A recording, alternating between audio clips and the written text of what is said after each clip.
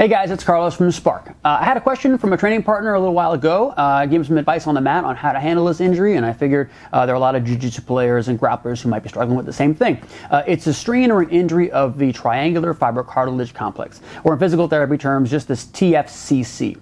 I could bore you with all the multisyllabic words that describe the bones, but for right now, it's where the end of this wrist bone meets the wrist bones of the carpals, or the smaller bones here. So it's a bit of cartilage that when it gets injured, it can be injured in sort of this plane where our wrist is all ulnarly flexed, and we rotate it in such a way where you could cause an actual tear to that cartilage or a strain. And the best way that we can address this conservatively is to form a little bit of a block. You're going to use a taping technique. It's very, very simple. I want to walk you through it, and you guys just have fun with it. So what I did is I created a little bit of a roll of tape. I took just about 12 inches worth of athletic tape, and I just rolled it up on itself. And so for the sake of everybody watching, that's awful, but this is what you want it to look like.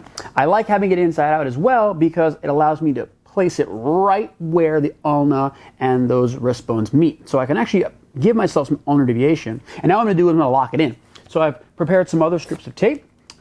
We've shown other taping techniques where, again, we want to make sure we're placing tape firmly, but not with a lot of tension here. I'm going to push it down, and I'm going to just lock this guy in place. Now, that's not the one that's going to hold us down. Okay, the next two strips of tape really are going to do a much better job of that. So this one just keeps that all in place, and then I'm going to grab the other set. Now from here, because I'm taping tape to tape, I can add quite a bit of tension across. Okay, so now when I lay tape down, it really starts to press this little wedge right where that triangular fiber cartilage wants to push out. Okay, I can add another one.